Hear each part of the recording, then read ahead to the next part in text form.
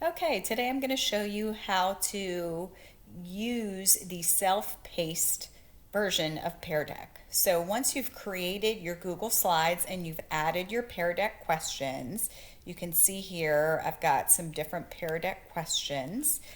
I'm going to make sure that I open my Pear Deck add-on, go to add-ons, open Pear Deck, and I'm going to click on present lesson. I'm going to sign in with my school Google account,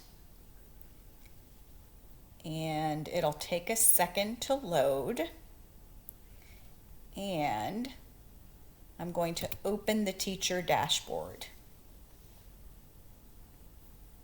And here I'm going to close the join code, and I'm going to turn on student paste.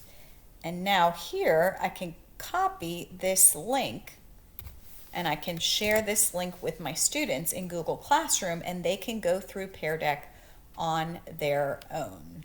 And that is how you activate the self-paced mode in Pear Deck.